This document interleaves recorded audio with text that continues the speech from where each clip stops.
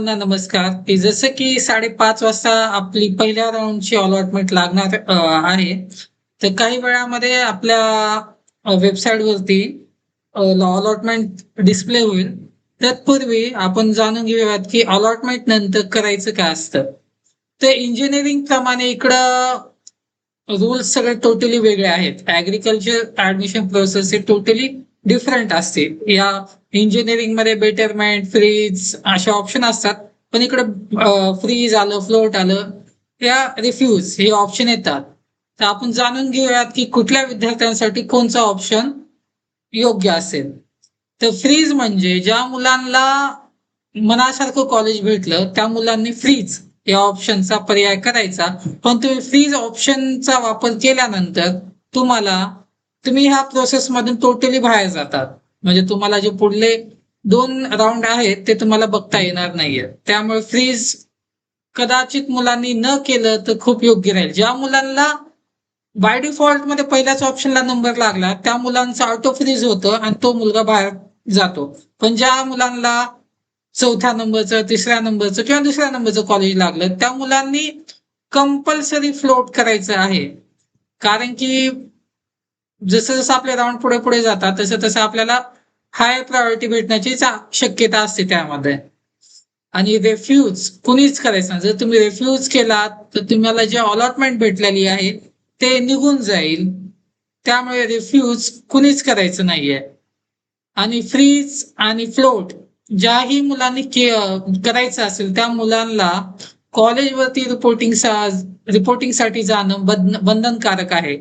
त्यामध्ये जे काही तुम्ही ओरिजिनल डॉक्युमेंट्स वगैरे अपलोड केलेले आहेत ऍप्लिकेशन फॉर्म भरताना त्या फॉर्म मध्ये त्या सर्व डॉक्युमेंट्स तुम्हाला सोबत घेऊन जे आपल्याला कॉलेज भेटलेलं आहे त्या कॉलेजमध्ये जाऊन तुम्हाला रिपोर्टिंग करावी लागेल. जे काय 1000 रुपीज पेमेंट असेल तिथे तुम्हाला पे करायला लागेल. त्यानंतर तुमच्या ऍप्लिकेशन फॉर्म मध्ये तुम्हाला फ्रीज, फ्लोट असे ऑप्शन दिसून येतात त्यामध्ये.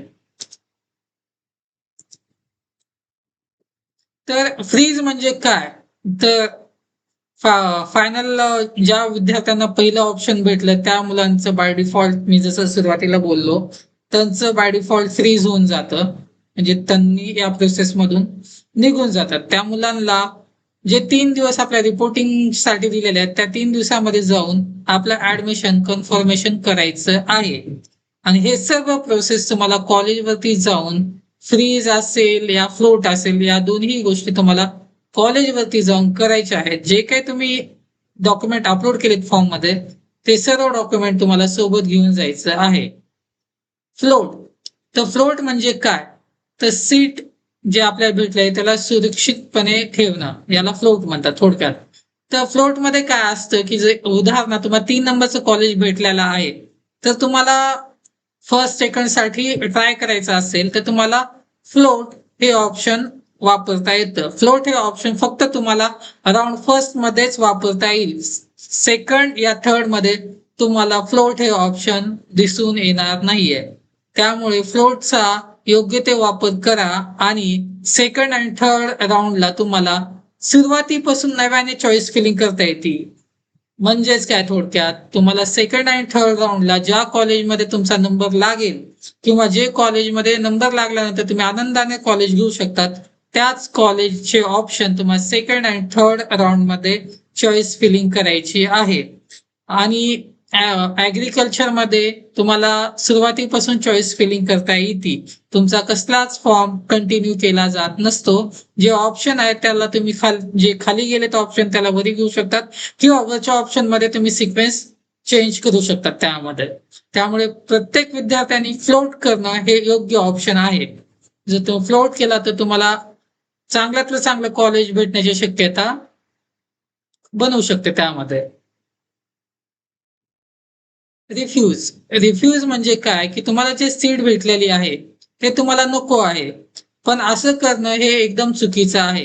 का मुलांनी जर रिफ्यूज केलं, जे काही तुम्हाला फर्स्ट राऊंड मध्ये सीट इंटेक मोकळा असतो, म्हणजे फॉर एक्झाम्पल एखाद्या कॉलेजमध्ये सीट इंटेक 100 किंवा 200 असेल, तो राऊंड सेकंड मध्ये तो सीट इंटेक कमी होतो.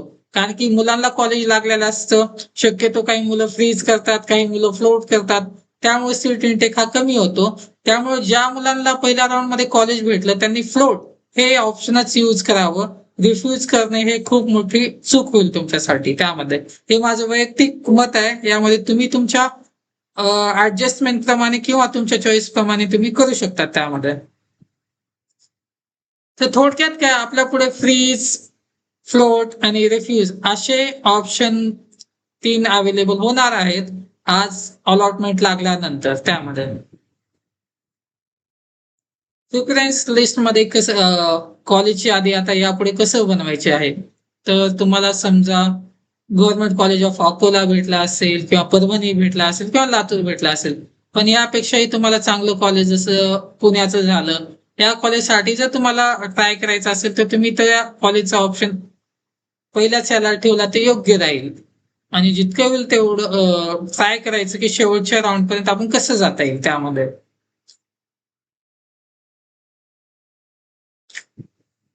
आणि ज्याही मुलांनी सीट अलॉटमेंट झालेली आहे अशा मुलांनी कॉलेजवरती जाऊन सीट एक्सेप्ट करायची आहे. म्हणजे की तुम्हाला रिफ्यूज असेल, फ्लोट असेल किंवा जे काही तुम्हाला पुढल्या राऊंड मध्ये जाण्यासाठी किंवा मनासारखं जर कॉलेज भेटलं असेल, या दोन्ही साठी तुम्हाला कॉलेजला रिपोर्टिंग करणं बंधनकारक आहे.